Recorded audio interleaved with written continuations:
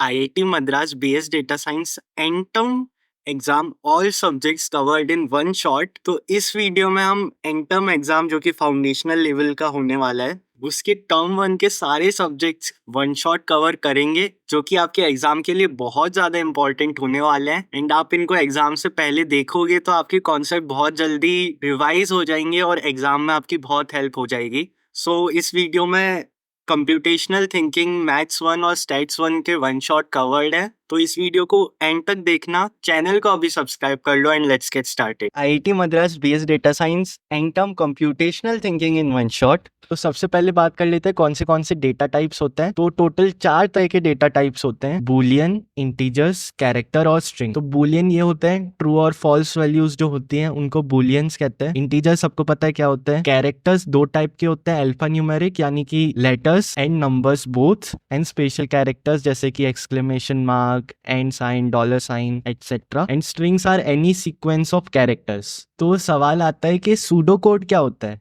तो pseudo code भी code जैसे किसी एल्गोरिदम या प्रोसीजर को इम्प्लीमेंट करने का एक स्टेप बाय स्टेप नोटेशन होता है, लेकिन वो किसी भी प्रोग्रामिंग लैंग्वेज पर बेस नहीं होता है, वो बहुत सारी प्रोग्रामिंग लैंग्वेजेस से सिमिलर होता है। तो जो हम सूडो कोड जो यूज करेंगे कंप्यूटेशनल थिंकिंग में, वो कुछ कहते हैं कि सी से सिमिलर है और पाइथन से भी थोड़ी थोड़ी सिमिलैरिटीज होल्ड करता है। Now let's talk about procedures. Procedures जिनको फंक्शंस भी कहते हैं, उनको हम एक टाइप की मशीन समझ सकते हैं कि एक फंक्शन को जब कॉल करता है तो वो कुछ सेट ऑफ ऑपरेशंस होता है, उसको फॉलो करके हमें एक आउटपुट देता है। तो एक प्रोसीजर का एग्जांपल देख लेते हैं, to sum up maths marks. और अब आपको ये प्रोसीजर का सिंटैक्स समझना पड़ेगा। सिंटैक्स क्या होता है? Syntax is basically the way in which code is written.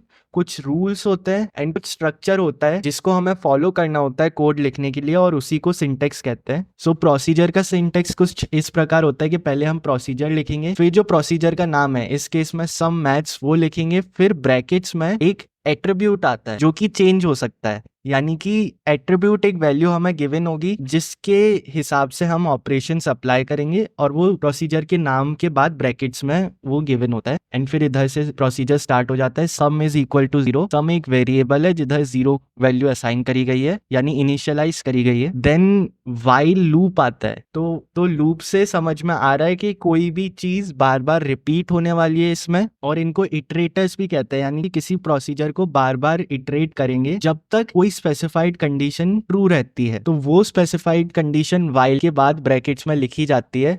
जैसे कि इस केस में while pile 1 has more cards, तो जब तक पाइल 1 में और कार्ड्स रहेंगे तब तक ये प्रोसीजर बार बार इटरेट होता रहेगा, और फिर ये वाली ब्रैकेट्स यूज करके वो प्रोसीजर को बताया जाता है जो इटरेट होता रहेगा। तो the procedure is as follows: pick a card x from pile 1, move it to pile 2, फिर इफ यूज किया गया है। तो इफ एक कंडीशन होती है, अगर वो कंडीशन ट्रू होती है तभी इफ स्टेटमेंट को एग्जीक्यूट करा जाता है, नहीं तो वो स्टेटमेंट एग्जीक्यूट ही नहीं होता है। और वो कंडीशन इफ के बाद ब्रैकेट्स में बताई जाती है, और इस केस में वो है x dot gender is equal to Jane. 2 बार इक्वल टू यूज हुआ है, यानी वैल्यूज को कंपेयर कर रहे हैं, असाइन नहीं कर रहे हैं। तो x डॉट जेंडर, अगर x का जो जेंडर है वो जो हमें गिवन जेंडर होगा उससे इक्वल है, तभी इफ स्टेटमेंट एग्जीक्यूट होगा, नहीं तो इफ स्टेटमेंट एग्जीक्यूट ही नहीं होगा। और फिर ये ऑपरेशन परफॉर्म होगा कि सम, जो कि टोटल सम को डिनोट करता है, उसमें x डॉट मैथ की वैल्यू को हम ऐड कर देंगे, and x being the card जो कि हमने पाइल 1 से पिक किया था। एंड एट द एंड जब ये व्हाइल लूप पूरा हो जाएगा, पाइल 1 में कार्ड नहीं बचेंगे, तब हम रिटर्न पर चले जाएंगे। रिटर्न स्टेटमेंट हम यूज करते हैं जब हम किसी प्रोसीजर के एंड में किसी वैल्यू को आउटपुट करते हैं, तो रिटर्न के बाद ब्रैकेट्स में जो वैल्यू लिखी जाएगी वो आउटपुट हो जाएगी उस फंक्शन को जब भी हम कॉल करेंगे। सो सम इन दिस केस यानी total sum of maths marks is the value जो कि आउटपुट होगी हमेशा इस फंक्शन को जब भी कॉल किया जाएगा प्रोसीजर को एंड करने के लिए, एंड सम मैथ्स बोल देते हैं। So this is how a value is returned और outputted in a procedure, and this is how a procedure is ended. और हमें ये समझना है कि एक प्रोसीजर यानी कि फंक्शन और प्रोसीजर एक ही चीज है, कि वो एक जनरल पर्पस मशीन है।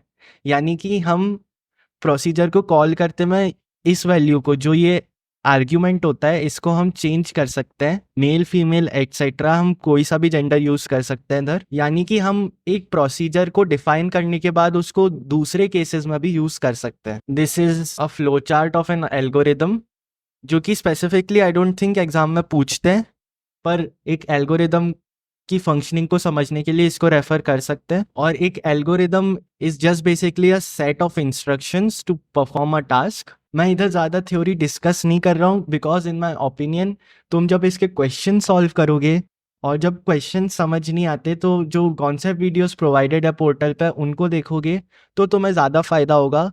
ज़्यादा थ्योरी कंप्यूटेशनल थिंकिंग में पढ़ना इतना हेल्पफुल इन माय ओपिनियन नहीं है। तो क्वेश्चन सॉल्विंग के लिए मैंने computational thinking previous year question paper solved इन वन शॉट वीडियो बना रखी है। तो फर्स्ट लिंक इन डिस्क्रिप्शन होगा, उसको देखो। और ये वीडियो में सारे कॉन्सेप्ट्स बिल्कुल भी डिस्कस नहीं हुए हैं।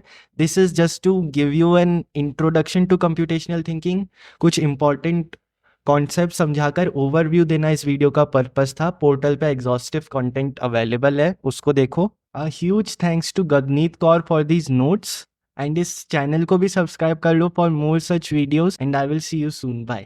IIT Madras BS data science quiz 2 computational thinking in one shot. तो इस वीडियो में कंप्यूटेशनल थिंकिंग के क्विज 2 के सारे फॉर्मूलाज एंड कॉन्सेप्ट समझेंगे, जो कि आपके एग्जाम के लिए बहुत ज्यादा हेल्पफुल होने वाले हैं। तो चैनल को सब्सक्राइब कर लो एंड लेट्स गेट स्टार्टेड। तो कंप्यूटेशनल थिंकिंग का क्विज 2 के लिए प्रिपेयर करने के लिए हम इस वीडियो में वीक 5 से वीक 8 तक का प्रिपेयर करेंगे। तो स्टार्ट करते हैं पहले कॉन्सेप्ट से, जो कि है लिस्ट। तो पहले हमने देखा था कि कैसे एक वेरिएबल एक वैल्यू स्टोर करता है, वैसे ही एक लिस्ट मल्टीपल वैल्यू स्टोर कर सकती है। लिस्ट का सूडो कोड या सिंटेक्स कुछ इस तरह होता है कि ऐसी रेक्टेंगुलर ब्रैकेट्स होती हैं जिसके अंदर वैल्यूज लिखी जाती हैं, और हर वैल्यू जैसा कि आप इधर देख सकते हो एक कॉमा से सेपरेटेड होती है। और अगर लिस्ट के अंदर कुछ वैल्यू नहीं होती है तो ऐसे ये एम्प्टी लिस्ट हो जाती है। तो हम जो सूडो कोड पढ़ रहे हैं उसमें हमें अगर दो लिस्ट को ऐड करना है तो हम कुछ इस तरह से ये प्लस प्लस साइन यूज करके दो लिस्ट को एक दूसरे से ऐड कर सकते हैं। और हमें अगर किसी लिस्ट की वैल्यूज से इटरेट कराना है किसी ऑप्शन को, यानी कि हर वैल्यूज पे कोई ऑपरेशन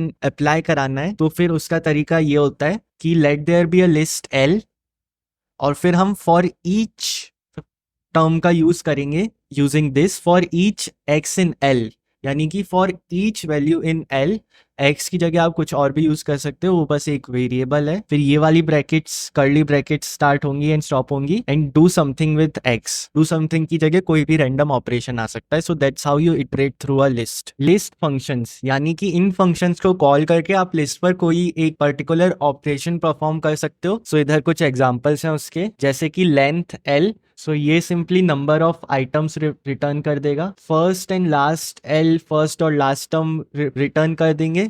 रेस्ट एल फंक्शन सारे वो items excluding the first item return कर देगा। इनिट डॉट एल सारे items excluding the last item return कर देगा। और member L comma E is used to check whether E is part of the list L or not. तो ये true या false में अपनी value return कर देगा। Guys, you are finding this video helpful. If you are still watching this, तो please अभी इस चैनल को सब्सक्राइब कर लो for more such videos. अब हम आ जाते हैं डिक्शनरीज पे, जो कि जानी जाती है की वैल्यू पेयर स्टोर करने के लिए। तो इसका स्यूडो कोड देख लेते हैं। तो ये लिखी जाती है ऐसी कर्ली ब्रैकेट्स के बीच, जिसमें एक की होती है और फिर ऐसे डॉट्स के बाद वैल्यू होती है, जैसा कि आप इन एग्जांपल में देख सकते हो। तो इधर राहुल की है और 92 वैल्यू है, और केवल कर्ली ब्रैकेट्स एम्प्टी डिक्शनरी होती है। सो हम डिक्शनरीज में कुछ इस तरह से वैल्यूज असाइन कर सकते हैं। पहले एक एम्प्टी डिक्शनरी बना लेंगे, फिर ऐसे डी लिखेंगे, फिर रेक्टेंगुलर ब्रैकेट्स में की का नाम लिखेंगे। इधर ये दिख रहा है K1 है वो की है, और जो V1 है वो वैल्यू है। तो इस तरह से K1 की को V1 वैल्यू असाइन हो जाएगी, एंड इस तरह से आप मल्टीपल की वैल्यूज पेयर एक डिक्शनरी में क्रिएट कर सकते हो। And how to iterate through a dictionary, तो हम इसका यूज करेंगे कीज ब्रैकेट में डिक्शनरी का नाम, for example D will give you a list of all the keys in the dictionary. और फिर हम सिंपली जैसे लिस्ट के लिए इटरेट करते थे वैसे ही डिक्शनरी के लिए भी इटरेट करेंगे, क्योंकि कीज डी हमें ये लिस्ट मिल चुकी है। तो for each K in key D do something with D brackets में के, और ये फंक्शन इस की ब्रैकेट्स में D comma K reports whether k is a key in d और नॉट, तो ट्रू या फॉल्स में आंसर दे देगा ये। तो जो अपना कंप्यूटेशनल थिंकिंग का सिलेबस है उसमें ट्रेन्स डेटा सेट का बहुत ज्यादा यूज हुआ है, यानी कि ग्राफ के जो वर्टिसेस है वो स्टेशंस हैं, तो इस वजह से हमें इसमें रूट्स फाइंड करने होते हैं बिटवीन द स्टेशंस, और हमें इसमें डायरेक्ट या N hop routes find out करने होते हैं। N hop referring to the number of changes in stations that we made in the route. अब हम आ जाते हैं मैट्रिसेस पर। तो मैट्रिसेस सबने पढ़ी हुई हैं। मैट्रिसेस एक 2 डायमेंशनल टेबल होती है with m rows and n columns, और by convention rows and columns की जो नंबरिंग होती है वो 0 से ही स्टार्ट हो जाती है, और मैट्रिक्स की किसी भी वैल्यू को कॉल करने के लिए हम कुछ इस तरह से मैट्रिक्स का नाम फिर i और j टाइप कर हम कॉल कर सकते हैं उसको, i and j being the row and column respectively. And क्योंकि 0 से ही नंबरिंग स्टार्ट हो गई है तो i की वैल्यू और j की वैल्यूज m-0 और m-1 या n-1 के बीच में रहनी पड़ेगी। बेटर समझने के लिए इस लाइन को देख लो। इस पीडीएफ का लिंक हमारे डिस्कॉर्ड सर्वर पर अवेलेबल है, और इस रैंडम एक्सेस की प्रॉपर्टी को एक्चुअल में समझा जाए तो ये समझ में आता है कि मैट्रिसेस एक्चुअल में 2 नेस्टेड डिक्शनरीज होती हैं। सो अब हम बात कर लेते हैं ग्राफ्स की।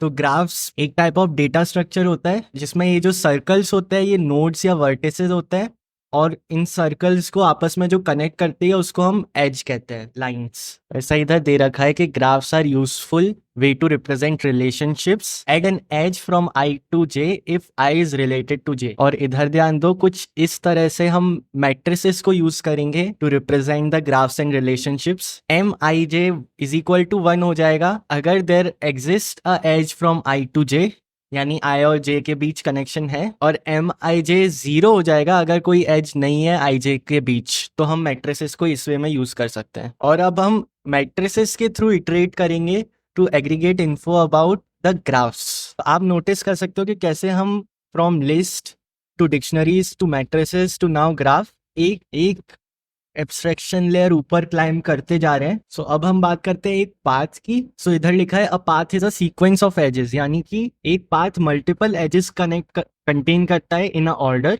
जितनी ज्यादा edges the longer the path is. और अपने सिलेबस में हम एज लेबल्ड ग्राफ से डील करेंगे, यानी कि जो 2 वर्टिसेस होंगे उनके बीच जो एज होते हैं उन पे एक लेबलिंग होगी, और वो लेबलिंग होगी द डिस्टेंस और the cost assign to each edge, यानी 2 स्टेशन को ट्रेवल करने के लिए कितना डिस्टेंस लगा या कितनी कॉस्ट लगी वो लेबल डिनोट करेगा। अगला कॉन्सेप्ट हमारे सिलेबस में आ जाता है रिकर्शन का। एक रिकर्सिव फंक्शन वो होता है जो फंक्शन अपने आप को ही रिपीटेडली कॉल करता है in order to solve the problem step by step. तो सबसे पॉपुलर और सिंपल एग्जांपल एक रिकर्सिव फंक्शन का होता है एक फैक्टोरियल फंक्शन, जो कि सबने मैथ्स में पढ़ा है। तो for example factorial of n जब हम कैलकुलेट करते हैं तो वो एक रिकर्सिव फंक्शन होता है जिसमें वो फंक्शन इसको सॉल्व करने के लिए पहले n को अलग कर देता है और उस n को मल्टीप्लाई कर देता है फैक्टोरियल ऑफ n-1 से। तो यानी कि वापस फैक्टोरियल ने अपने आप को कॉल कर लिया फैक्टोरियल ऑफ n-1 के थ्रू,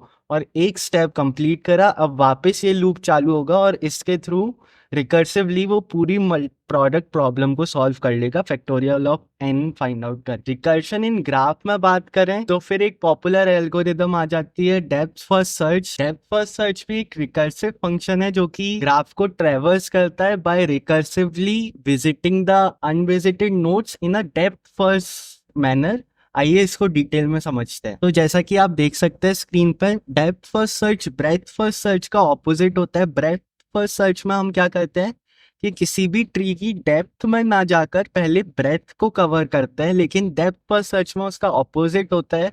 हम किसी भी एक ब्रांच को पिक करते हैं और उसकी पूरी डेप्थ को कवर करते हैं। ब्रेथ को कवर करना हमारी प्रायोरिटी नहीं होती है। तो जैसा कि आप इस डायग्राम में राइट साइड वाले फिगर में देखोगे जो कि डेप्थ फर्स्ट सर्च का एग्जांपल है, तो 0 से स्टार्ट होगा हमारा ट्रेवर्स जो कि सोर्स नोड है, फिर वो 1 पे जाएगा। अब 1 पे जाने के बाद 2 पे जो कि उसका नेबरिंग नोड है उस पे नहीं जाएगा, यानी डेप्थ को कवर नहीं करेगा, लेकिन जो 1 की अपनी खुद की ब्रांच है जो कि ब्रेथ को कवर कर रही है उसको पहले कवर करेगा। तो 2 पे जाने की बजाय वो सबसे पहले 4 पे जाएगा, 4 से वापस 1 पे आएगा, अगेन 1 से वो 2 पे नहीं जाएगा, अपनी ब्रेथ में जाके 1 के बाद 5 पे जाएगा। 5 से जब वो 1 पे वापस आ जाएगा और फिर 1 की सारी ब्रांचेस कवर हो जाएंगी, यानी ग्राफ की डेप्थ कवर हो जाएगी उसके बाद वो 2 पे जाएगा, 2 की डेप्थ कवर करेगा बाय गोइंग टू 6, 2 की डेप्थ कवर हो गई उसके बाद वो 3 पे जाएगा और 3 के बाद 7 ही बचता है तो वो उधर जाएगा। तो ब्रेड्थ को प्रायोरिटी ना समझकर जब ग्राफ की डेप्थ को कवर करते हैं रिस्पेक्टिव ब्रांचेस को एक बार में कवर करके, इसी को डेप्थ फर्स्ट सर्च कह देते हैं। हमारे कंप्यूटेशनल थिंकिंग के सिलेबस में ऑब्जेक्टिव ओरिएंटेड प्रोग्रामिंग का भी कुछ इंट्रोडक्शन दिया गया है और उसका one of the most fundamental concept होता है इनकैप्सुलेशन का, जिसमें हम क्या करते हैं कि we bundle the data and functions together into an object और उसी सिंगल यूनिट को हम क्लास कह देते हैं। तो ये बहुत क्विक एक ओवरव्यू था मेन टॉपिक्स का कंप्यूटेशनल थिंकिंग के। सबसे इम्पोर्टेंट पार्ट है कि आप क्वेश्चन सॉल्व करो तभी ये जो कौन थ्योरी आपने पढ़ी है उस वो हेल्पफुल होगी। तो क्वेश्चन सॉल्व करने के लिए आप मेरे सिंपली डिस्कॉर्ड सर्वर पर जा सकते हो। इन वहाँ पे मैंने अभी लेटेस्ट एंटम के पेपर अपलोड कर दिए तो वहाँ से आप सिंपली डाउनलोड कर लेना। डिस्कॉर्ड सर्वर का लिंक डिस्क्रिप्शन में और पिन कमेंट में होगा। और ये जो नोट्स मैंने यूज़ करे थे ये भी इसी रिसोर्सेज चैनल में आपको डिस्कॉर्ड सर्वर पर मिल जाएंगे, उसको भी डाउनलोड कर लेना। एंड सब्सक्राइब कर लो इस चैनल को ऐसी और वीडियोस के लिए। एंड अगेन ये बहुत ज़्यादा क्विक ओवरव्यू होता है कॉन्सेप्ट्स का, इसमें डिटेल में कॉन्सेप्ट डिस्कस नहीं करे जाते हैं। सारे कॉन्सेप्ट्स को ढंग से समझने के लिए एंड पास होना इंश्योर करने के लिए जो आईआईटी मद्रास के लेक्चर्स हैं उनको देखो। Best of luck for the exam and peace out. IIT Madras BS data science end term statistics covered in one shot. तो इस वीडियो में स्टैटिस्टिक्स के एंड टर्म के सारे इंपॉर्टेंट फॉर्मूलाज एंड कॉन्सेप्ट्स पढ़ेंगे। तो वीडियो को एंड तक देखना, चैनल को अभी सब्सक्राइब कर लो and let's get started. IITM data science statistics qualifier के सारे important concepts explained in one shot. So first is mean. Mean सबको पता है, जो भी डेटा दिया होता है उसकी एवरेज क्वांटिटी को मीन बोल देते हैं। तो फॉर्मूला सिंपल है, sum of all the quantities upon number of total quantities. Sample के केस में n-1 होता है और पॉपुलेशन के केस में n होता है। तो ये शुरू के बहुत बेसिक फॉर्मूलेज हैं जो 10th में पढ़ रखे हैं। ये दोनों पॉइंट बहुत इंपॉर्टेंट है। तो पुराने डेटा सेट को क्वेश्चंस में चेंज कर देते हैं। So for example data set के हर वैल्यू में कोई नंबर ऐड कर देते हैं तो जो उसका मीन होता है डेटा सेट का वो भी चेंज हो जाता है and the new mean is just old mean, और जो कांस्टेंट नंबर सब डिजिट्स पे ऐड किया था वो भी ओल्ड मीन के साथ ऐड करके न्यू मीन आ जाता है। सिमिलरली अगर कोई किसी कांस्टेंट को मल्टीप्लाई करते हैं ईच नंबर से तो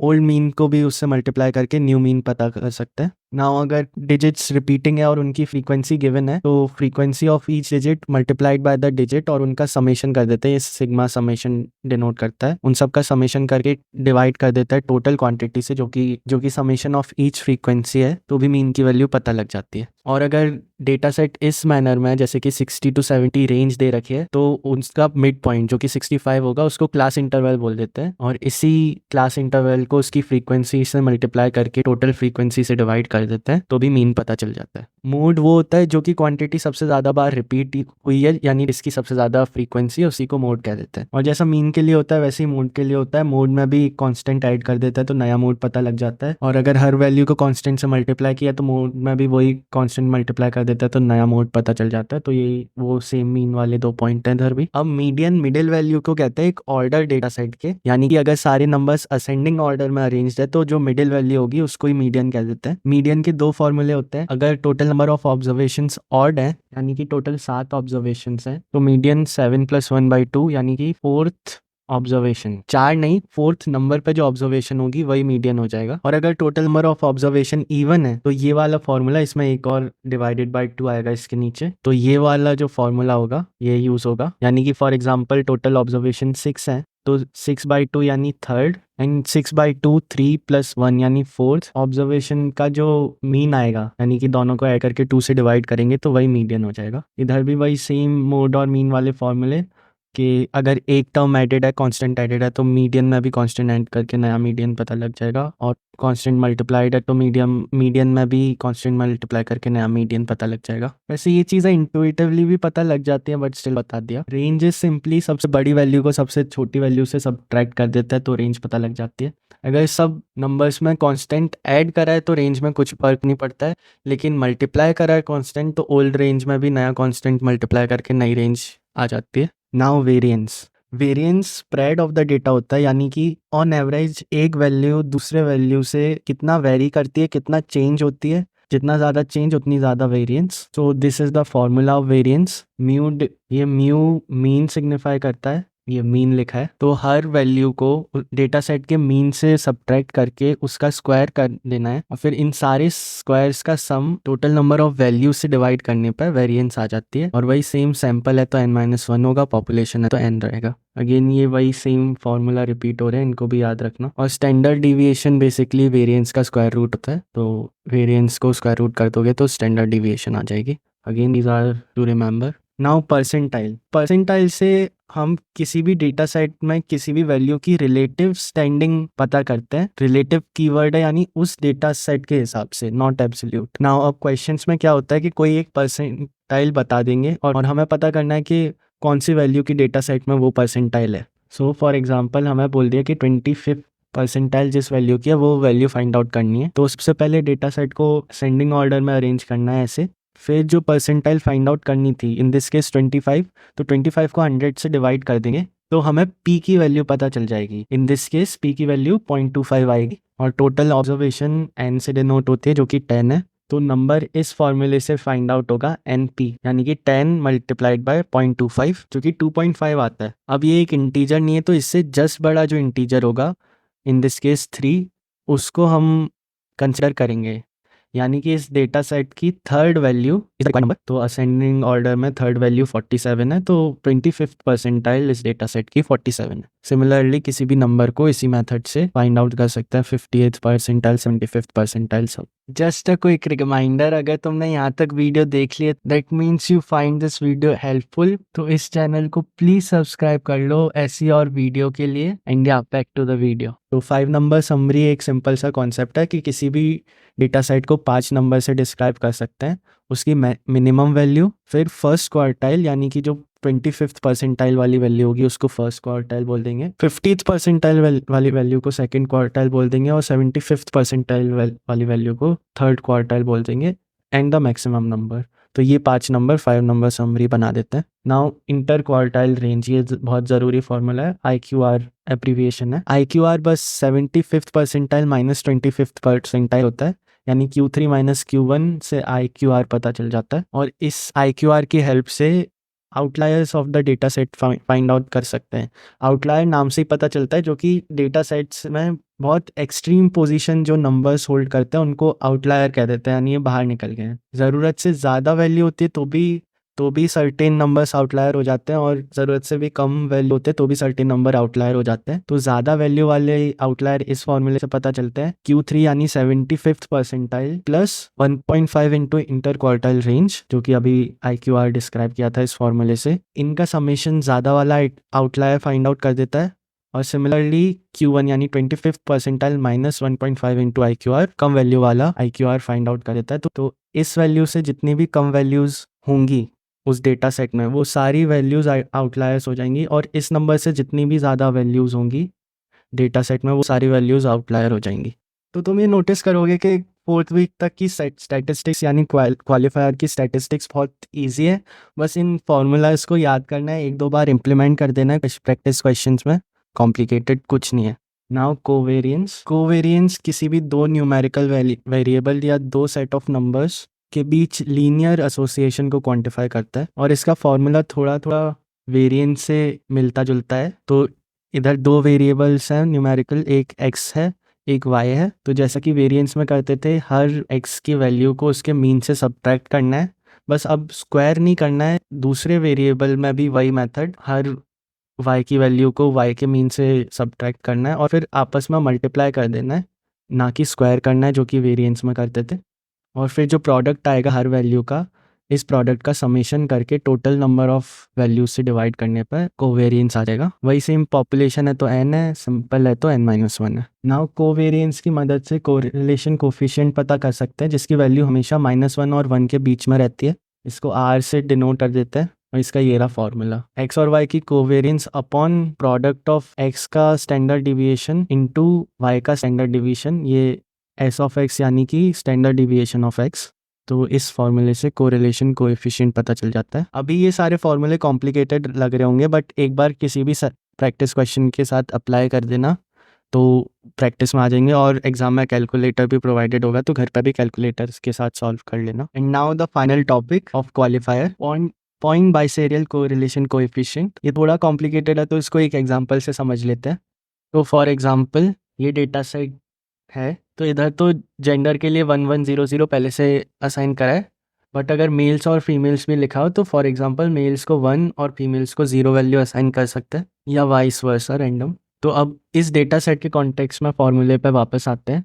अब इधर जो y0 लिखा है ये मीन है फीमेल टेस्ट स्कोर्स का, और इधर जो y1 है वो मीन है मेल टेस्ट स्कोर्स का। तो mean of male test scores को mean of female test score से सब्सट्रैक्ट कर देंगे और उसको डिवाइड कर देंगे पूरे न्यूमेरिकल वेरिएबल के स्टैंडर्ड डिविएशन से। यानी कि ये इरेस्पेक्टिव ऑफ फीमेल या मेल के टेस्ट स्कोर्स हैं, उन सब का ही स्टैंडर्ड डिविएशन निकाल के डिवाइड कर देंगे, और ये सब मल्टीप्लाई इस वैल्यू से होगा। इधर फॉर एग्जांपल P0 जो है वो है number of observations associated with 0, यानी जितने भी number of female test scores हैं उनको total number of test scores यानी टोटल नंबर ऑफ ऑब्जर्वेशन से डिवाइड करने पे P0 आ जाएगा, और सिमिलरली P1 जो कि मेल टेस्ट स्कोर्स के लिए वो भी आ जाएगा। तो इनको मल्टीप्लाई करके इनका जो स्क्वायर रूट होगा वो ये वैल्यू हो जाएगी, और इस कैलकुलेशन से पॉइंट बाइसेरियल कोरिलेशन कोएफिशिएंट आ जाएगा। अगेन कॉम्प्लिकेटेड लगता है, बट अपने आप कैलकुलेटर के साथ सॉल्व करोगे तो बहुत ईजी लगेगा।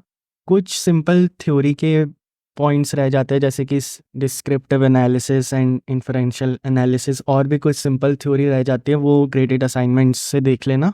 बाकी that is it for the one shot statistics for qualifier, and also a big thank you to Aditya. I don't know his surname, but he posted this formula sheet on open notes, which is very helpful obviously. Qualifier में इतना ही simple पूछते हैं, बस practice कर लेना and you are good to go. So please subscribe to this channel अगर ये वीडियो हेल्पफुल लगी। India best of luck for exam and bye. IIT Madras based data science statistics 1 quiz 2 formulas and concepts explained in one shot. तो quiz 2 का syllabus week 5 to week 8 होने वाला है। Week 1 two week 4 का भी पूछते हैं, लेकिन main focus week 5 to week 8 तक रहता है। And in this video we will cover week 5 to week 8 syllabus, एंड इसमें concepts like permutation and combination, probability and Bayes theorem होने वाले हैं। So let's get started. So सबसे पहले बहुत सिंपल कॉन्सेप्ट है जिसको रूल्स ऑफ काउंटिंग भी बोलते हैं। जब हमें और दे रखा होता है तो इसका मतलब ये होता है कि दोनों में से कोई एक इवेंट होगा, और तब हम let the events be A and B, तो ए प्लस बी करते हैं। और जब भी हमें एंड दे रखा होता है यानी दोनों इवेंट्स होने वाले हैं, तब हमेशा ए इंटू बी यूज होता है। अब आ जाते हैं अपन परम्यूटेशंस एंड कॉम्बिनेशंस पे। तो इसको क्विकली समझने के लिए ऐसा समझो कि permutation is about arranging and combination is about selecting. तो सबसे पहले परम्यूटेशन का फॉर्मूला देख लेते हैं। तो परम्यूटेशन के लिए the formula is called NPR, जिसको ऐसे एक्सपेंड करते हैं n factorial upon n minus r factorial. और फैक्टोरियल सबको पता ही है, जैसे कि 3 का फैक्टोरियल हमें जानना हो तो it is just 3 into 2 into 1, और 0 का फैक्टोरियल 1 होता है। तो बस आपको क्वेश्चन दे होंगे, उनमें से अरेंजिंग जिधर आ रहा है ये आपको फिगर आउट करना, और फिर ये वाला फॉर्मूला अप्लाई कर दोगे परम्यूटेशन का, तो फिर आपको आपका आंसर मिल जाएगा। एंड इस फॉर्मूले में एंड टोटल ऑब्जेक्ट्स हैं, एंड ऐसे समझ सकते हो R is the number of places जिनमें उसको अरेंज करना है। नाउ दूसरा कॉन्सेप्ट आ जाता है and it is about combination. Combination में हमें कीवर्ड सिलेक्शन याद रखना है, यानी कि हमें इसमें टोटल ऑब्जेक्ट जो n है उसमें से सिलेक्ट करना है R ऑब्जेक्ट्स को, और इसका फॉर्मूला होता है NCR, जिसको एक्सपेंड करते हैं तो n factorial upon r factorial into n minus r factorial, ये फॉर्मूला हो जाता है। So you have to identify if the question is about selection, और फिर ये वाला फॉर्मूला अप्लाई कर देना है। जब हम PYQs करेंगे इन कॉन्सेप्ट्स के तो आपको और भी अच्छे से क्लियर होगा।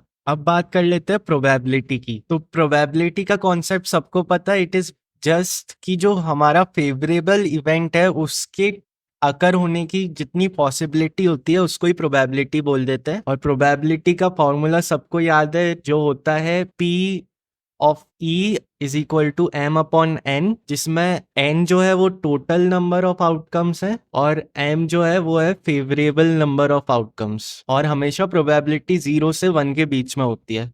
तो प्रोबेबिलिटी के क्वेश्चन सॉल्व करने के लिए आपको सेट थ्योरी भी आनी चाहिए, जिसमें ये फॉर्मूला होता था A intersection B is equal to A plus B minus, जिसमें ये फॉर्मूला होता था A union B is equal to A plus B minus A intersection B.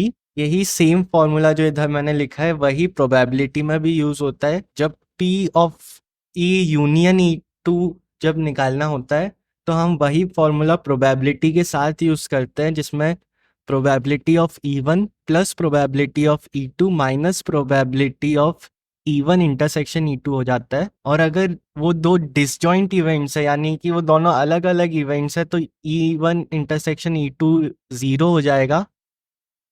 तो फिर सिंपली फॉर्मूला ये वाला बन जाता है, P of E1 union E2 is equal to P is equal to P E1 plus E2। और इधर जो ये P ऑफ E की पावर C लिखा है, इसका मतलब ये है कि all the probability of all the events excluding the E event, यानी कि 1 माइनस प्रोबेबिलिटी ऑफ E। अब आ जाते हैं हम कंडीशनल प्रोबेबिलिटी पे, जिसमें किसी इवेंट की प्रोबेबिलिटी किसी कंडीशन पे, यानी किसी इवेंट के पहले के होने पे डिपेंड करती है। जैसे कि इधर लिखा है PE/F, तो इसमें पूछ रहे हैं probability of E given that F has already occurred, यानी F हो गया, अब E की प्रोबेबिलिटी हमें जाननी है। तो उसका फॉर्मूला ये होता है P intersection F upon P of F, यानी कि जो इवेंट पहले ही हो गया उसकी प्रोबेबिलिटी डिनोमिनेटर में आएगी, और दोनों के साथ में होने की E और F दोनों के होने की प्रोबेबिलिटी जो है वो न्यूमरेटर में आएगी। और इसी फॉर्मूले से ये जो नीचे वाला फॉर्मूला है ये डिराइव हो जाता है, क्योंकि हम सिंपली इसको इधर मल्टीप्लाई कर देते हैं। और अगर E और F इंडिपेंडेंट इवेंट है, यानी एक के अकर होने से दूसरे पर कोई इफेक्ट नहीं आता है, तो फिर ये वाला फॉर्मूला यूज हो जाता है, P E intersection F is equal to P of E into P of F, और P of E given that F has occurred is simply P of E, क्योंकि F से E को फर्क नहीं पड़ता है। वैसा ही सिमिलर 3 इंडिपेंडेंट इवेंट गिवन है तो भी सिमिलर फॉर्मूला यूज होता है, यानी P of E intersection F intersection G is basically P of E into P of F into P of G। और दो भी इवेंट गिवन है तो भी वही होगा, P जैसे कि इधर लिखा है P of intersection E and F is equal to P of E into P of F। और कंडीशनल प्रोबेबिलिटी के इन दोनों फॉर्मूले से आप बेस थ्योरम का फॉर्मूला डिराइव कर सकते हो by replacing this with this, which is the equation on the second line। तो उन दोनों इक्वेशंस को कंबाइन करने के बाद हमारे पास ये फॉर्मूला आ जाता है, P of A given that B has occurred is equal to probability of B given that A has occurred into probability of A upon probability of B।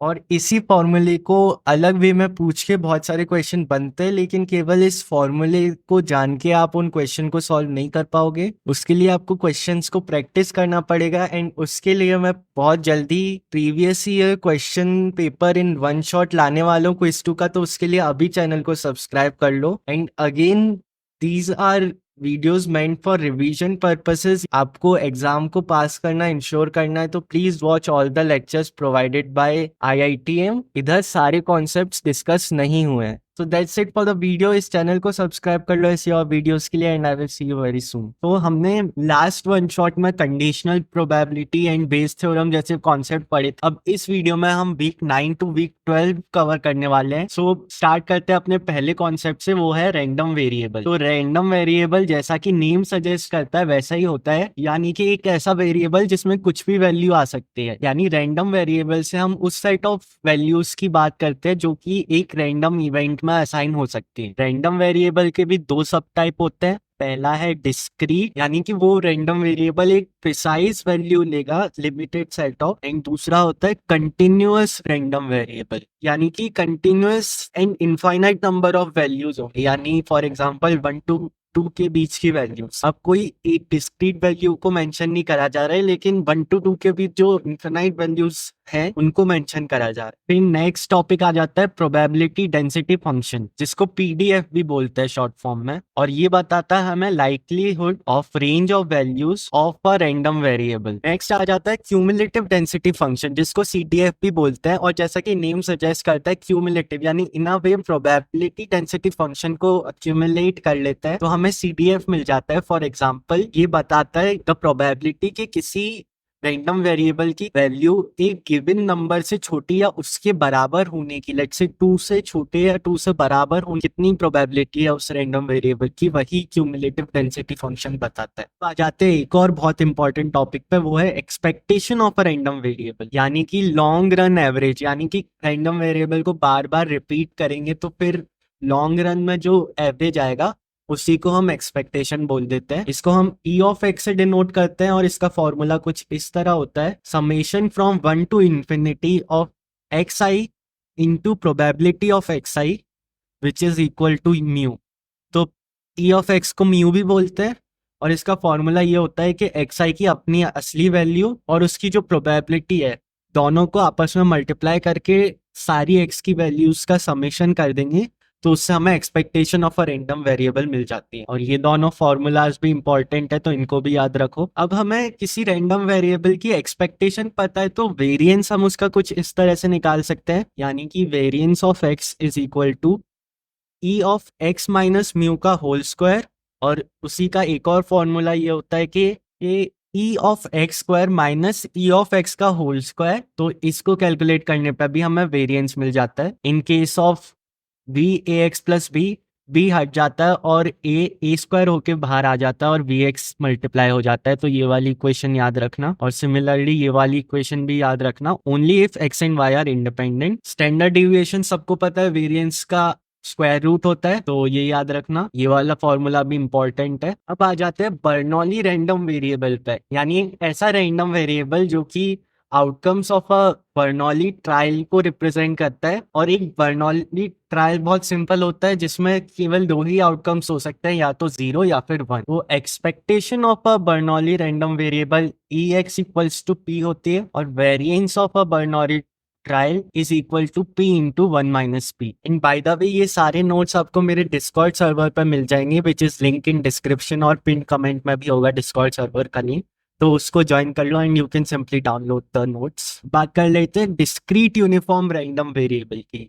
जैसा कि नेम सजेस्ट कर रहा है, it's a precise uniformly distributed random variable जिसकी हर value की probability same होती है, which is equal to 1/n, n being the total number of values, और इसकी एक्सपेक्टेशन सिंपली n plus 1/2 होती है, again n being the total number of values। और इसको ऐसे भी लिख सकते हैं, summation of 1 to n of xi into probability of xi। e of x square का ये फॉर्मूला होता है n plus 1 into 2n plus 1 upon 6। Now coming to binomial random variable, जो कि बाइनोमियल डिस्ट्रीब्यूशन को रिप्रेजेंट करता है, उसका किसी वैल्यू की प्रोबेबिलिटी निकालने का ये फॉर्मूला होता है NCi इंटू पी की power i into 1 minus p की whole power n minus i।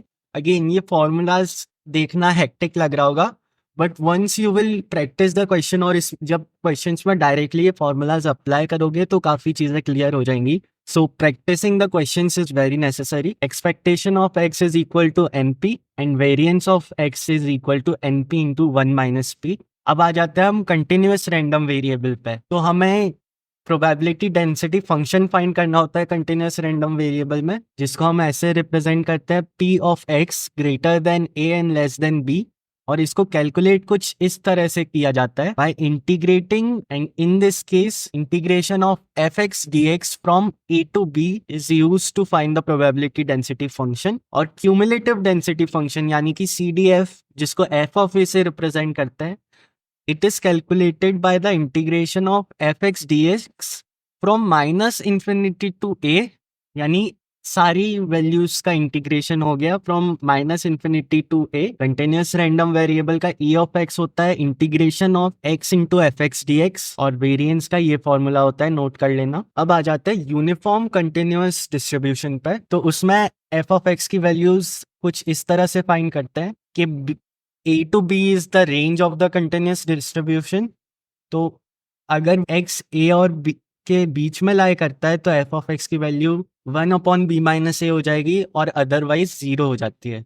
ये इधर फॉर्मूले स्टैंडर्ड यूनिफॉर्म डिस्ट्रीब्यूशन के भी गिवन है विच इज बिटवीन 0 to 1 और उसका एफ ऑफ एक्स की वैल्यू 1 होती है if X is between 0 to 1 और 0 अदरवाइज हो जाते हैं। एंड स्टैंडर्ड यूनिफॉर्म डिस्ट्रीब्यूशन के केस में -∞ to ∞ F X D X is equal to 0 to 1 F X D X is equal to 1, ये याद रखना। अब बात कर लेते हैं cumulative distribution of uniform distribution की। तो again for x in range a to b, अगर x a से छोटा है तो 0 है और अगर x b से बड़ा है तो 1 है और अगर x a और b के बीच में लाई करता है तो ये f ऑफ x की वैल्यू होती है x minus a upon b minus a। Expectation of x simply b plus a by 2 हो जाती है और variance of x b minus a का होल स्क्वायर अपॉन 12 हो जाती है। तो ये सब बेसिकली हमें याद रखना और बाद में अप्लाई करना है। अब हम आ जाते हैं अपने लास्ट टॉपिक पर जो कि है exponential distribution. So for some lambda greater than 0 F of x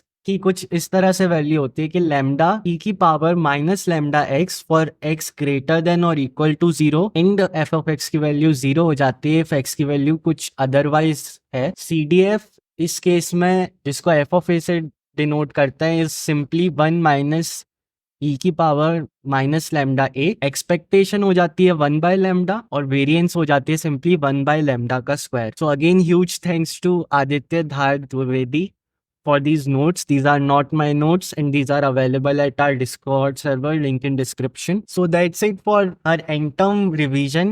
again ये सब्सटीट्यूट नहीं है IIT मद्रास के लेक्चर्स का। एंड टर्म बहुत इंपॉर्टेंट है, उसमें पास होना इंश्योर करने के लिए IIT मद्रास के लेक्चर्स को रेफर करो जिससे कोई भी आपका टॉपिक नहीं छूटे। इसके थ्रू पास होने की गारंटी नहीं है। एंड क्वेश्चन सॉल्व करो, that is the most important part. And ऐसी और वीडियोस के लिए चैनल को अभी के अभी सब्सक्राइब कर लो and I will see you very soon. Peace. IIT Madras BS Data Science End Term Mathematics explained in one shot। तो इस वीडियो में एंड टर्म मैथमेटिक्स के सारे फॉर्मूलाज एंड कॉन्सेप्ट्स डिस्कस करेंगे जो आपके एग्जाम के लिए बहुत इंपॉर्टेंट होने वाले हैं। तो वीडियो को एंड तक देखना, चैनल को अभी सब्सक्राइब कर लो and let's get started. IIT Madras BS data science qualifier mathematics explained in one shot, यानी कि सारे इंपॉर्टेंट मैथ्स के concepts and formulas qualifier exam के लिए इस एक वीडियो में कंप्लीट हो जाएंगे। कार्डिनैलिटी ऑफ सेट, तो cardinality of set is simply the number of items in a set. तो इसकी कार्डिनैलिटी सिंपली 3 हो जाएगी। Power set is basically the collection of all the subset of a set. तो ABC के जितने subset बनेंगे वो सब पावर सेट का पार्ट होंगे जो कि इधर है। और पावर सेट की कार्डिनैलिटी 2 की पावर n और n नंबर ऑफ एलिमेंट्स होता है। सो this is the formula. So the highlighted is the formula for the power set. तो फंक्शन सबको पता है क्या होता है, किसी भी एक x की वैल्यू जब y में कन्वर्ट हो जाती है तो उस मशीन को ही फंक्शन कह देते हैं जो कि कन्वर्ट कर रही है वैल्यू को। जो x का सेट होता है उसको डोमेन कहते हैं और जो y का सेट होता है उसको कोडोमेन कहते हैं। कोडोमेन की वैल्यूज को इमेज भी कह देते हैं। तो 1-to-1 फंक्शन वो होते हैं जिसमें हर डोमेन की वैल्यू की एक यूनिक इमेज होती है, यानी y सेट में एक यूनिक वैल्यू होती है और कोडोमेन की कोई भी एक वैल्यू को डोमेन की 2 या उससे ज्यादा वैल्यू असाइन नहीं होती है, सिर्फ एक वैल्यू असाइन होती है। और ऑन टू फंक्शंस वो होते हैं जिसमें रेंज और कोडोमेन एक ही होती हैं। Range is basically the actual values जो y कंटेन करता है और codomain is all the possible values जो y कंटेन करता है। सो फॉर एग्जांपल इधर y एक सेट ऑफ रियल नंबर्स है, यानी रियल नंबर की कोई भी वैल्यू हो सकती है। तो y की कोडोमेन रियल नंबर्स है, लेकिन y की रेंज ये है 3 to 1। सो इधर रेंज बहुत लिमिटेड है और कोडोमेन बहुत ज्यादा बड़ी है और इक्वल नहीं है, तो ये वाला फंक्शन ऑन टू नहीं होगा। लेकिन अगर y की कोडोमेन भी 3 to 1 होती है और रेंज भी 3 to 1 होती तो ये फंक्शन ऑन टू हो जाता। बाइजेक्टिव फंक्शन वो होते हैं जो 1-1 भी होते हैं और ऑन टू भी होते हैं। सेक्शन फॉर्मूला यूज होता है कि जब हमें किसी लाइन पे पॉइंट के रेशियोज दे रखे होते हैं जिनकी मदद से हम पॉइंट के एक्चुअल कोऑर्डिनेट्स पता कर सकते हैं। सो फॉर एग्जांपल A और B के बीच में एक पॉइंट P है और हमें AP और PB का रेशियो पता है जो कि M और N है। तो हम इसके थ्रू X और Y यानी कि जो P के कोऑर्डिनेट्स होंगे वो पता कर लेंगे और उसका फॉर्मूला ये होता है, इन अ वे क्रॉस मल्टीप्लाई हो जाते हैं, यानी कि x कोऑर्डिनेट निकालने के लिए m x2 से मल्टीप्लाई हो जाएगा और n x1 से मल्टीप्लाई हो जाएगा और अपॉन में m प्लस n हो जाएगा। y कोऑर्डिनेट निकालने के लिए सिमिलरली m y2 से मल्टीप्लाई हो जाएगा और n y1 से मल्टीप्लाई हो जाएगा क्रॉस में, और अगेन m बाय n। इस फॉर्मूले को इम्प्लीमेंट करने से p पॉइंट के कोऑर्डिनेट्स पता लग जाएंगे। अगर किसी ट्राइंगल के कोऑर्डिनेट्स दे रखे हैं तो उसका एरिया ऐसे निकालते हैं। तो area is basically 1/2 into the determinant of the coordinates, यानी कि ये formula 1/2 mod x1 into y2 minus y3 plus x2 into y3 minus y1 plus x3 into y1 minus y2। इधर ये नोटिस करना है कि x1 है, फिर y2 है, फिर y3 है, फिर वैसे ही क्लॉकवाइज चल रहा है कि x2 है, फिर y3 है, फिर y1 है, फिर x3 है, फिर y1 है, फिर y2 है। 1 2 3 2 3 1 3 1 2। ये आई होप सबको पता है कि जो स्लोप होता है वो बेसिकली tan थीटा होता है, और theta is just the angle जो कि लाइन बनाती है विथ एक्स एक्सिस। अगर दो लाइन पैरेलल है तो उनके स्लोप इक्वल होंगे, और अगर दो लाइन परपेंडिकुलर है तो फिर उनका स्लोप का प्रोडक्ट -1 होगा। अगर दो लाइंस इंटरसेक्ट करती हैं और वो बीच में एंगल थीटा बनाती हैं तो ये फॉर्मूला याद रखना है कि tan theta is equal to m2 minus m1 upon 1 plus m2 m1, और m2 m1 being the slope of respective lines. General equation of a line सबको पता है ax plus B Y plus equal to 0 होती है। अगर कोई line horizontal है तो y कांस्टेंट होगा, अगर वर्टिकल है तो x कांस्टेंट होगा। और ये चारों different ways of representing equation of a line होती है। सबसे पहले ये पॉइंट स्लोप फॉर्म, यानी कि केवल एक पॉइंट और स्लोप दे रखा है तो लाइन को ऐसे रिप्रेजेंट कर सकते हैं, y equal to m multiplied by x minus X naught, और फिर बाहर y नॉट ऐड हो रहा है। दो पॉइंट दे रखे हैं तो ये फॉर्मूला है y2 minus y1 upon x2 minus x1, ये स्लोप का फॉर्मूला होता है।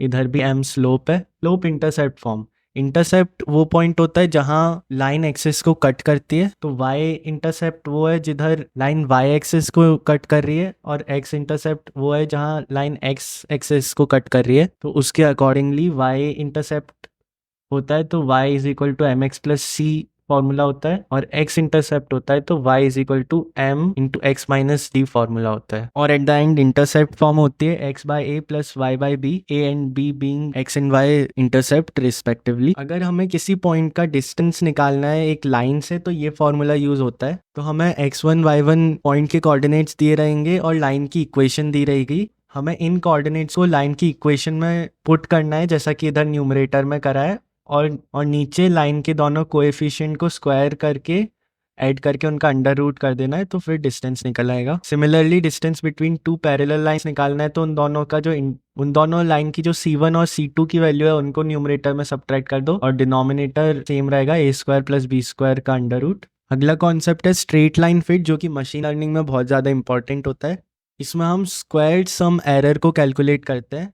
इधर हमें एक लाइन की इक्वेशन दी रहेगी और कुछ सेट ऑफ पॉइंट्स दिए रहेंगे, और फिर हमें हर एक पॉइंट पे x की वैल्यू को लाइन की इक्वेशन में पुट करना है, और फिर जो वैल्यू आएगी उसको उस कोऑर्डिनेट की y की वैल्यू से सब्सट्रैक्ट करके स्क्वायर कर देना है, और फिर इस सब का जो सम कर देंगे हम तो स्क्वायर्ड सम एरर आ जाएगा, जो यही सिम फॉर्मूला इधर लिखा है। क्वाड्रेटिक फंक्शंस, तो क्वाड्रेटिक फंक्शंस की जनरल फॉर्म ये होती है ax square plus bx plus c। Slope of the function is basically the determinant of ax square plus bx plus c, जो कि 2ax प्लस b होता है। और एक्सिस ऑफ सिमेट्री, यानी कि वो लाइन जो कि पैराबोला को आधे में काट दे, उस लाइन को एक्सिस ऑफ सिमेट्री कहते हैं। और parabola is the figure which the quadratic function makes. तो एक्सिस ऑफ सिमेट्री का ये फॉर्मूला होता है x is equal to minus B by 2a, और solution of a quadratic function का ये फॉर्मूला होता है minus B plus minus square root B square minus 4ac upon 2a, जिसको 9th में श्री धराचार्य फॉर्मूला भी कहते थे शायद।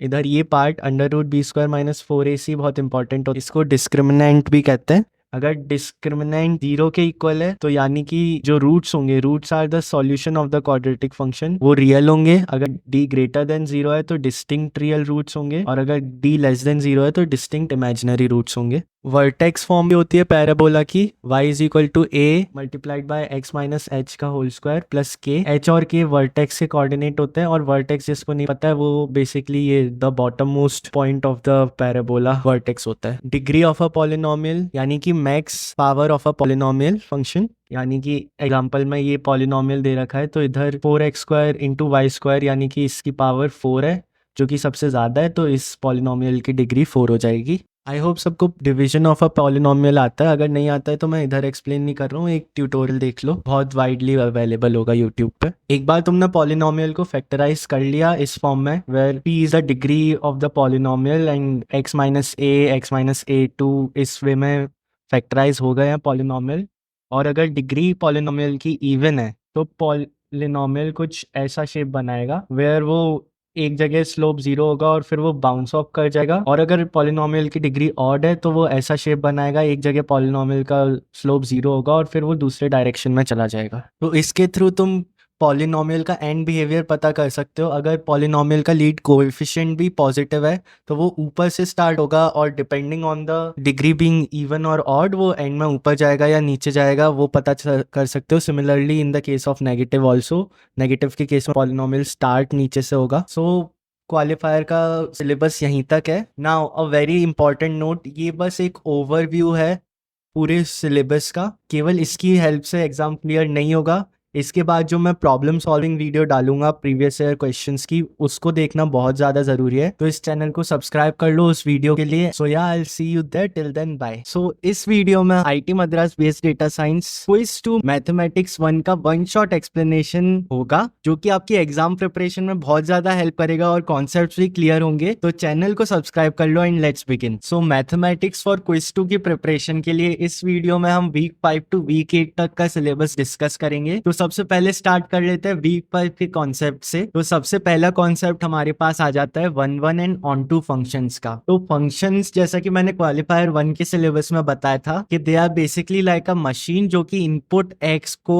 आउटपुट y में कन्वर्ट कर देते हैं। और अभी हम दो तरह के फंक्शंस डिस्कस करेंगे, वन एंड ऑन टू। तो सबसे पहले वन को देख लेते हैं। सो जो दूसरा वाला सर्कल है, it is the output circle. और अगर इस सर्कल के ईच आउटपुट का एक यूनिक इनपुट है तो उसको हम 1-to-1 फंक्शन कह देते हैं। जैसा कि आप इसमें भी देख सकते हो कि हर आउटपुट का एक यूनिक इनपुट है। लेकिन अगर इसका ऑपोजिट हो जाता कि एक आउटपुट के एक से ज्यादा इनपुट हो जाते, यानी इसका भी, जैसा कि आप अब इस ग्राफ में देख सकते हो कि फर्स्ट और सेकंड का दोनों का आउटपुट फर्स्ट सर्कल से सेकंड सर्कल में फर्स्ट वाला ही है, यानी सेम है, तो ये many is to one function हो जाता है। यानी कि एक आउटपुट के मल्टीपल इनपुट हो सकते हैं। अब बात कर लेते हैं ऑन टू फंक्शंस की। तो पहला वाला फंक्शन है वो ऑन टू है और दूसरा वाला फंक्शन ऑन टू नहीं है। ऐसा क्यों? क्योंकि ऑन टू फंक्शंस में जो कोडोमेन होती है, यानी जो दूसरा वाला सर्कल होता है, वो उसकी रेंज के बराबर होता है। यानी कि सब पे एरोज है, यानी सब items in the codomain has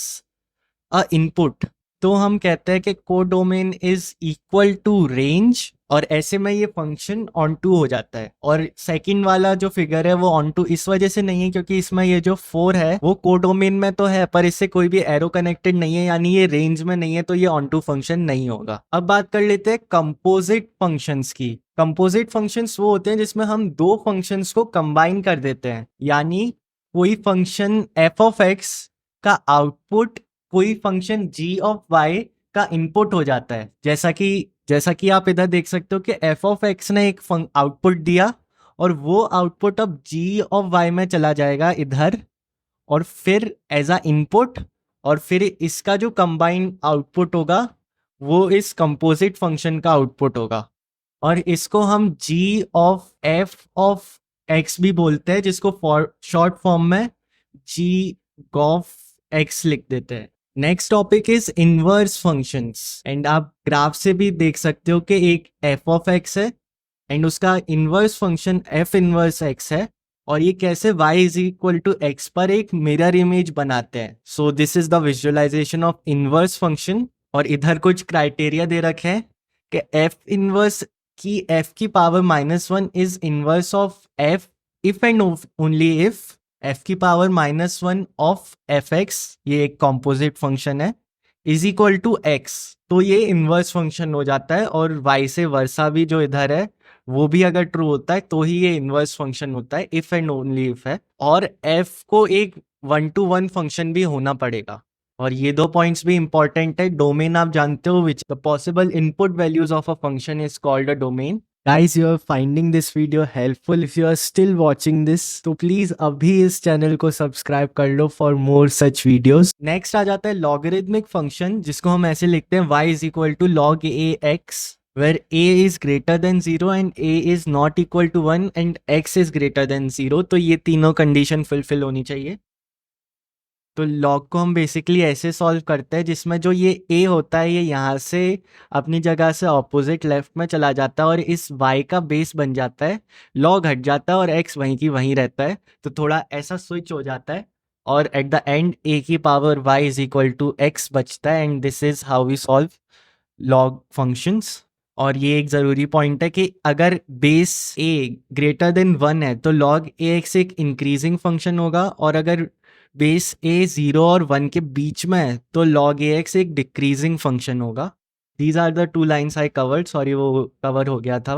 log 10x एक बहुत कॉमनली यूज log है और उसको कॉमन log कह देते हैं। एंड log ex जिसको ln x भी कहते हैं, it is called natural log, और e की वैल्यू आप जानते हो 2.718 से सिमिलर होती है। अब ये कुछ लॉग की प्रॉपर्टीज है जो सबको पता होनी चाहिए। तो पहली वाली बहुत सिंपल है, log a1 is equal to 0 होता है। ऐसा क्यों? क्योंकि आप अब इसको कन्वर्ट करके देख सकते हो, जैसा कि बताया था कि कन्वर्ट करने पर ये a की पावर 0 इज इक्वल टू 1 हो जाता है, और इधर से ये ऑब्वियस हो रहा है कि ऐसा ये ट्रू है। log a इक्वल टू 1 होता है क्योंकि ऑब्वियस है a की power 1 is equal to a ही होती है। अब इधर से प्रॉपर्टीज आपको थोड़ी याद रखनी है कि अगर log a की पावर में है और log का बेस और जिसकी पावर में वो log है ये दोनों सिमिलर होते हैं, तो ये पूरा पार्ट कैंसिल हो जाता है और केवल x बचता है। और log a to the power x में भी ये पूरा पार्ट कैंसिल हो जाता है और केवल x बचता है। इस प्रॉपर्टी में आप देख सकते हो कि हमने इन दोनों क्वांटिटीज को स्विच किया है, पर उससे कुछ इफेक्ट नहीं पड़ता है, वो दोनों क्वांटिटीज स्विच हो जाती हैं और कुछ चेंज नहीं आता है इक्वेशन में। और ऐसे ही ये कई सारे लॉग की प्रॉपर्टीज होती हैं। इन सब एग्जांपल्स को आपको याद करना है, जो कि प्रैक्टिस से हो जाएगा। इसमें कुछ समझाने का नहीं है, तो आप स्क्रीनशॉट ले लो और इसको रीड कर लेना। अब हम आ जाते हैं वीक 6 और वीक 7 के कंटेंट पर और स्टार्ट करते हैं लिमिट से। सो फॉर एग्जाम्पल ऐसा लिखा है, अगर ऐसा लिखा है लिमिट 4x, ये LIM यानी लिमिट होता है, x एरो 2, इस एरो का मतलब है अप्रोचेस, यानी x की वैल्यू जब 2 पे अप्रोच कर रही है यानी ऑलमोस्ट 2 है, इक्वल टू 2 नहीं है बट ऑलमोस्ट 2 है, तो उसको हम कह देते हैं x approaches 2 which is equal to 4 into 2 which is equal to 8। So ये बेसिक लिमिट्स का कॉन्सेप्ट है। अब अगला कॉन्सेप्ट आ जाता है, वो है कंटिन्यूटी का। तो इधर दे रखा है, a function is said to be continuous at a particular point if the following conditions are satisfied. First, f of a defined होना चाहिए, limit x approaches to a f of x exist करनी चाहिए, और फिर the last point के इधर इधर ध्यान देना है, x approaches to A plus x approaches to a minus, यानी x की वैल्यू a से थोड़ी सी ज़्यादा है और सेकंड केस में x की वैल्यू a से थोड़ी सी कम है। और वो इस केस में थोड़े से का मतलब बहुत ही मिनिस्क्यूल होता है, इन्फिनाइटेसिमली स्मॉल। जब ऐसा होता है और ये तीनों वैल्यूज इक्वल होते हैं, यानी limit of x approaches to a plus f of x is equal to limit of x approaches to a minus f of x is equal to f of a, जब ये तीनों functions equal होते हैं तो हम कह देते हैं कि the function is continuous at point A. So अब हम बात कर लेते हैं आखिरी वीक के कॉन्सेप्ट्स की, जो कि है वीक 8, और सबसे पहला कॉन्सेप्ट आ जाता है डेरिवेटिव्स। तो डेरिवेटिव्स को हम एफ डैश एक्स भी लिखते हैं, और इसको सबसे पहले विजुअली समझ लेते हैं। तो एक ऐसा ये स्लोप ग्राफ है जिसमें ब्लू लाइन से आप फंक्शन को देख सकते हो, और फंक्शन को जो छू करके निकल जाती है लाइन उसको टेंजेंट बोलते हैं, और इस टेंजेंट का जो स्लोप होता है वही डेरिवेटिव होता है। इधर आप देख सकते हो कि फ्लैट लाइन है यानी स्लोप 0 है टेंजेंट का, तो इधर डेरिवेटिव भी 0 होगा, और इस पॉइंट को ही हम क्रिटिकल पॉइंट कह देते हैं। सो जिधर स्लोप 0 होता है उस पॉइंट को ही क्रिटिकल पॉइंट बोल देते हैं। तो ये है डेरिवेटिव का फॉर्मूला। डेरिवेटिव को dy बाई dx भी लिखा जाता है, और उसका फॉर्मूला कुछ इस प्रकार होता है कि d of D of x into x की पावर n है, तो इधर भी x है और इधर भी x है। तो फिर डायरेक्टली हम ऐसे कंप्यूट कर सकते हैं कि जो ये n की पावर है ये इधर आके मल्टीप्लाई हो जाती है और n की जो अब पावर बचती है वो n की पावर -1 बचती है। एक एग्जांपल से समझ लेते हैं कि फॉर एग्जांपल हमें पूछा है डी ऑफ 6x² अपॉन में dx, तो इसका जब डेरिवेटिव करेंगे हम तो कांस्टेंट को हम बाहर निकाल लेंगे, 6 बाहर आ जाएगा और फिर जो x की पावर है 2, वो x की पावर में से 1 माइनस करेंगे यानी 2 - 1 होगा और ये ही पावर x से मल्टीप्लाई भी हो जाएगी यानी इंटू 2 भी हो जाएगा। तो एट द एंड ये जो आंसर आएगा इसका आएगा 2 और 6 मल्टीप्लाई हो जाएंगे तो 12 और x की पावर में से 2 में से 1 घट गया तो x बचेगा केवल, तो इसका आंसर 12x हो जाएगा। कांस्टेंट का डेरिवेटिव 0 होता है और ये सारे डेरिवेटिव्स के इंपॉर्टेंट रूल होते हैं जिनको आप रीड कर लो, समझ लो। फॉर एग्जाम्पल जब होता है डेरिवेटिव्स का तो डायरेक्टली हम इंडिविजुअल का डेरिवेटिव कर देते हैं ब्रैकेट को ओपन करने के लिए। प्रोडक्ट रूल में क्या करते हैं कि अगर ब्रैकेट के अंदर दो फंक्शन है और उनका प्रोडक्ट हो रहा है तो पहले हम एक फंक्शन को एज इट इज रखेंगे और दूसरे फंक्शन का डेरिवेटिव कर देंगे, फिर प्लस कर देंगे और फिर पहले वाले फंक्शन का डेरिवेटिव करके दूसरे वाले फंक्शन को एज इट इज रख के मल्टीप्लाई कर देंगे। एक बार आप रीड करोगे तो आपको समझ में आएगा। क्वेश्चन रूल और चेन रूल भी बहुत इंपॉर्टेंट होता है, तो इसका स्क्रीनशॉट ले लो और चेक कर लेना इसको। ये कुछ डेरिवेटिव के रिकरिंग फॉर्मूलाज होते हैं जिसमें समझने का ज़्यादा कुछ नहीं है, इसको आप रीड कर लोगे, प्रैक्टिस करोगे तो याद हो जाएगा। इसका भी स्क्रीनशॉट ले लो। और ये डेरिवेटिव ऑफ ट्रिग्नोमेट्रिक फंक्शन है, इसको भी याद करना है, प्रैक्टिस के साथ याद हो जाएगा, तो इसका भी स्क्रीनशॉट ले लो। अब आ जाते हैं हम आखिरी टॉपिक पे जो कि है मैक्सिमा एंड मिनिमा। तो जैसा कि मैंने बताया था जिधर जिधर टेंजेंट का स्लोप 0 होता है वो सारे क्रिटिकल पॉइंट्स होते हैं और इन क्रिटिकल पॉइंट्स में से ही मैक्सिमा और मिनिमा फाइंड होते हैं। तो इधर आपको क्लियरली ग्राफ में विजिबल है कि ये जो हायर पॉइंट है वो मैक्सिमम है, लोकल मैक्सिमम है, और जो लोअर पॉइंट है वो लोकल मिनिमम है। इन दोनों ही जगहों पे f'(x) 0 होगा, लेकिन लोकल मैक्सिमम में f'(x) यानी डबल डेरिवेटिव नेगेटिव होता है और लोकल मिनिमम में डबल डेरिवेटिव यानी f'(x) पॉजिटिव होता है।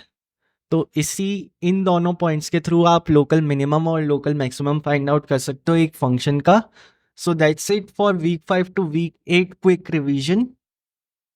अगेन ये मैं one shot quick revision lectures आपके कॉन्फिडेंट बूस्ट के लिए और अपने लेवल पर थोड़ी हेल्प के लिए बनाता हूँ। इधर पूरे कॉन्सेप्ट डिस्कस नहीं होते हैं। एग्जाम को पास करने के लिए और पूरे कॉन्सेप्ट को ढंग से समझने के लिए IITM वाले लेक्चर्स प्रोवाइडेड हैं, वो देखो।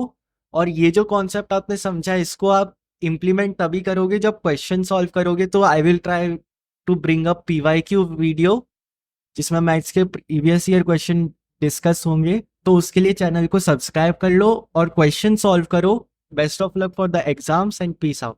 सो एंटम के लिए मैथमेटिक्स प्रिपेयर करने के लिए हम इस वीडियो में वीक 9 to 12 डिस्कस करेंगे। सो बात कर लेते हैं अपने सबसे पहले टॉपिक की, विच इज इंटीग्रेशन। तो लास्ट वन शॉट में हमने डेरिवेटिव डिस्कस किया था, उसी डेरिवेटिव या डिफरेंशिएशन का जो इनवर्स यानी उल्टा होता है उसी को हम इंटीग्रेशन कहते हैं। एंड इंटीग्रेशन को समझने का एक तरीका है कि it is a way of summing up the infinitely small parts to find the whole, और एरिया अंडर द कर्व निकालने के लिए भी इसी वजह से इसको यूज करते हैं। नाउ इंटीग्रेशन एक बहुत ही लेंथी टॉपिक है एंड इस वन शॉट में मैं उसको पूरी तरह कवर नहीं कर पाऊंगा, लेकिन कुछ जो इंपॉर्टेंट चीजें हैं वो बता देता हूँ। नाउ जैसे हमने डेरिवेटिव में देखा था कि फॉर एग्जाम्पल कोई वेरिएबल है x², तो इसका डेरिवेटिव करने के लिए हम क्या करते थे, जो x की पावर होती थी उससे मल्टीप्लाई कर देते थे और अब जो पावर बचती थी वो 2 - 1 बचेगी, यानी जो भी एग्जिस्टिंग पावर थी उसमें से -1 कर देते थे तो डेरिवेटिव 2x आ जाता था। अब डिफरेंशिएशन में हमने जो किया था उसका उल्टा हम इंटीग्रेशन में करेंगे। तो इंटीग्रेशन में भी x की पावर 2 दे रखा है, तो हम इस अब की बार क्या करेंगे कि जो पावर है उसमें एक और ऐड कर देंगे, यानी x की पावर 2 + 1 हो जाएगा और हम मल्टीप्लाई करने की जगह डिवाइड कर देंगे 2 + 1 से, यानी कि अब की बार आंसर आ जाएगा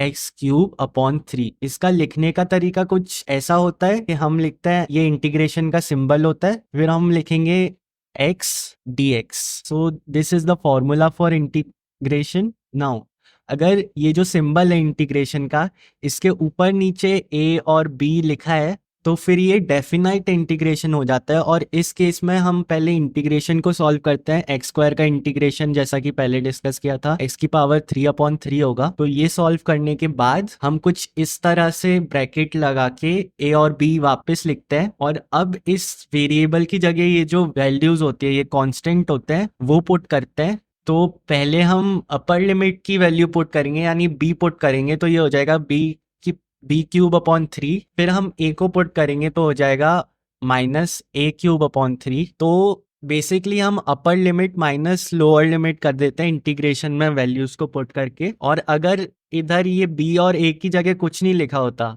यानी कि कुछ इस तरह एम्प्टी स्पेस होती सिंबल के ऊपर नीचे, तो ये इनडेफिनाइट इंटीग्रेशन होता है, यानी कि इसमें कुछ रेंज नहीं दी गई होती है और हम सिंपली इंटीग्रेट कर देते हैं और फिर एक कांस्टेंट सी ऐड कर देते हैं इनडेफिनेट इंटीग्रेशन में। ये कुछ रिकरिंग फॉर्मूलेज है इंटीग्रेशन के, तो इनका स्क्रीनशॉट लेकर नोट कर लो। So as I said, integration is used to find the area under the curve.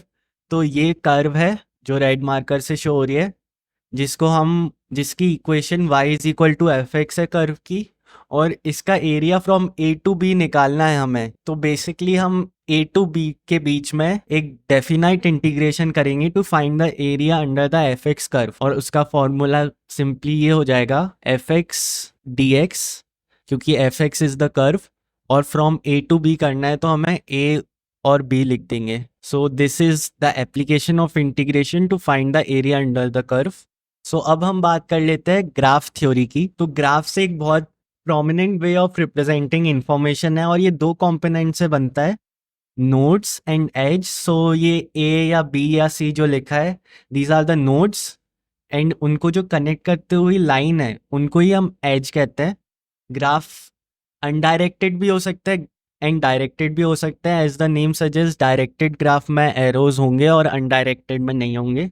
सो एक ग्राफ की दो मेजर ट्रेवर्सल एल्गोरिदम्स होते हैं, यानी ग्राफ में अपना पाथ तय करने के लिए दो मेन तरीके होते हैं।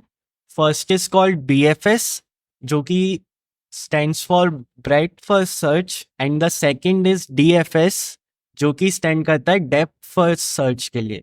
तो BFS में हम क्या करते हैं कि किसी गिवन लेयर से नेक्स्ट लेयर पे जाने से पहले हम ये मेक श्योर करते हैं कि उस लेवल के सारे नेबरिंग नोड्स हमने ट्रैवल कर लिए हैं कि नहीं। तो फॉर एग्जांपल 0 तो सोर्स नोड है, फिर हम एक लेवल नीचे जाएंगे तो लेवल 1 पे, जब हम 1 पे आएंगे तो हम 1 से नीचे ना जाकर पहले हम 2 पे जाएंगे, फिर 3 पे जाएंगे, जैसा कि ये एरोज दिखा रहे हैं। तो पहले सारे नेबरिंग कवर करेंगे, फिर हम ये लेयर पूरी हो जाएगी, सारे नेबरिंग नोड्स हम कवर कर लेंगे, फिर हम नेक्स्ट लेयर पे जाएंगे। सो फिर हम 4 कवर करेंगे, 5 कवर करेंगे, 6 कवर करेंगे, 7 कवर करेंगे, एज द एरोज डिनोट। लेकिन डेप्थ फर्स्ट सर्च में इसका उल्टा होता है। डेप्थ फर्स्ट सर्च में हम सबसे पहले एक पर्टिकुलर ब्रांच कवर करते हैं। तो एज आई सेड, DFS में हम पहले एक ब्रांच कवर करते हैं, चाहे उसके लिए हमें नेक्स्ट लेवल पे क्यों ना जाना पड़े। सो मैंने इधर सारे के सारे जो भी ब्रांचेस हैं वो मार्क कर दिए हैं। सो फॉर एग्जांपल हम 0 से पहले 1 पे जाएंगे, और इस बार हम नेबरिंग नोड पे ना जाके वही ब्रांच जो हम ट्रेवल कर रहे थे उसके नेक्स्ट लेवल पे जाएंगे। तो 1 के बाद हम 4 पे जाएंगे, और 4 से फिर हम वापस 1 पे आकर फिर 1 से हम 5 पे जाएंगे, जिससे कि ये पूरी ब्रांच कवर हो जाए। फिर जब ये पूरी ब्रांच कवर हो जाएगी फिर हम 2 पे जाएंगे, 2 से हम 2 की ब्रांच में कंटिन्यू करते हुए 6 पे जाएंगे, ना कि 3 पे जाकर। फिर जब ये 2 की भी ब्रांच कंप्लीट हो गई फिर हम आएंगे 3 पे, और 3 के बाद सिर्फ 7 बचा तो उसको कवर करेंगे। So as the name suggest कि ब्रेथ फर्स्ट में हम लेवल बाय लेवल जाते हैं, ब्रेथ को पहले कवर करते हैं, और डेप्थ फर्स्ट सर्च में हम लेवल्स पर ना ध्यान देके पहले डेप्थ को कवर करते हैं। नाउ ग्राफ्स, दो और कैटेगराइजेशन होती है ग्राफ्स की, which is cyclic and acyclic. तो साइक्लिक, जैसा कि आप राइट साइड में देख सकते हो कि ए नोड से स्टार्ट होकर ये ग्राफ वापस ए नोड पर जा रहा है, तो पहले वो ए से सी जाएगा, फिर सी से बी जाएगा, और फिर बी से वापस ए पे आ जाएगा। लेकिन ए साइक्लिक में वापस नहीं आता है ग्राफ। ए से सी जा रहा है, सी से बी जा रहा है और ए से भी वो बी जा रहा है। तो वेटेड ग्राफ्स क्या होता है कि जो ए टू बी के बीच की एज है, जैसा कि आप देख सकते हो, उस एज को एक वैल्यू असाइन होती है कोई भी रैंडम, फॉर एग्जांपल 2।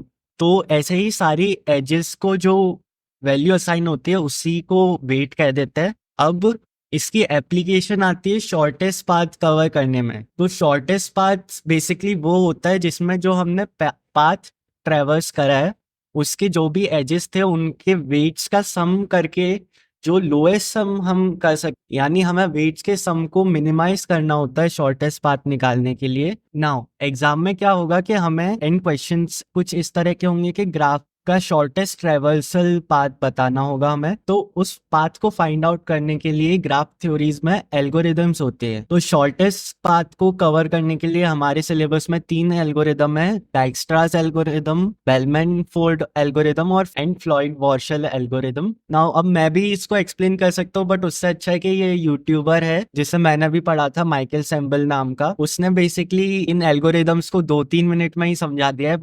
तो जो सिलेबस की एल्गोरिदम्स है तीनों की, उसका लिंक इन डिस्क्रिप्शन होगा और पिन कमेंट में भी होगा, तो वहां से आप डायरेक्टली ये वीडियो को देख लेना, तो आपका वो एल्गोरिदम्स क्लियर हो जाएंगी। एंड सिमिलरली हमें वापस ग्राफ दिया जाएगा एंड हमें वापस of all the traversing trees वो स्पैनिंग ट्री फाइंड आउट करना होगा जिसका टोटल सम ऑफ वेट, यानी जिसका कॉस्ट मिनिमम होगा, यानी कि हमें minimum cost spanning tree find out करना होगा। और उसके लिए भी हमारे सिलेबस में 2 एल्गोरिदम्स है, प्राइम्स एल्गोरिदम और क्रेस्कल्स एल्गोरिदम। उन दोनों को भी इसने कवर कर रखा है, तो उसका भी मैं लिंक इन डिस्क्रिप्शन दे दूंगा। अगेन बहुत क्विकली उसने कवर किया है, तो सिंपली ये वीडियो देख लेना, आपको कॉन्सेप्ट क्लियर हो जाएगा। एंड वंस आप ये क्विक एक्सप्लेनेशन वीडियोस देख लोगे तो आपका एल्गोरिदम समझ में आ जाएगी। फिर आपको बेसिकली ये फिगर आउट करना रह जाएगा कि कौन सी एल्गोरिदम को यूज करना और कैसे इम्प्लीमेंट करना है।